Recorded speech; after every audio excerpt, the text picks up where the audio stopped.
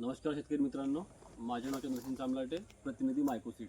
तर आज मी आले आहोत इशापूर गावामध्ये, जो आपला मायको कंपनीचं धान लावून आहे 5477. तर कास्तकारांना विचारू की बा तिथं त्यांना कसं वाटलं. नमस्कार. नमस्कार जी. सर्वात आधी तुमचं नाव गाव सांगा. माझं नाव रामदास एकनाथ चांदेवारी साहेब. अच्छा, तर तुमच्याकडे कोणतं धान लावून आहे? यावर्षी 5477. 5477. तर तुम्ही ह्या धानची लागवड म्हणजे का बरं केलं, तुम्हाला काय विशेषता वाटली? गेल्या वर्षी उन्हाळीला लावलो, अच्छा 40 पोतं झाले एक एकरचं.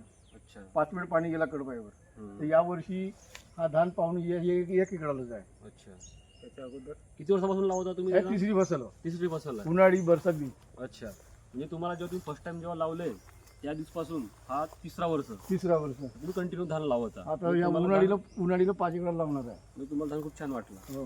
ठीक आहे. निरोगी आहे. येणाऱ्या काळामध्ये पण पुन्हा लावा ना तुम्ही. हो, हो. ठीक आहे ना सर. गावामध्ये लावणार. गावामध्ये आहे ना रमेश चांदेवार आहे, 5 एकराचा तुमच्या कास्तकार. गावामध्ये पण हे धान भरपूर लावून आहे. भरपूर आहे. तरी आपल्या गावात आहे 20 एकर जागा. अच्छा, तर मित्रांनो बघू शकता हे धान 5477 म्हणून.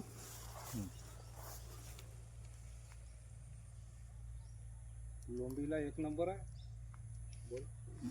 बोल ना का लोंबा चांगला आहे ना. हा लोंबीला बी एक नंबर धान आहे. तसा पिकाला बी जास्त आहे उत्पन्न देणारा. हायब्रिड पेक्षा वरचा आहे.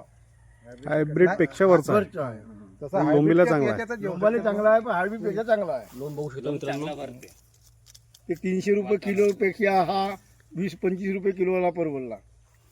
लोमाची लेंथ. आता तुम्हाला दाखवून हायब्रिडचा लोम नाही याचा लोम दाखवलो. तर आशा करतो मित्रांनो की येणाऱ्या हंगामामध्ये तुम्ही हा धान लावाल. धन्यवाद. धन्यवाद.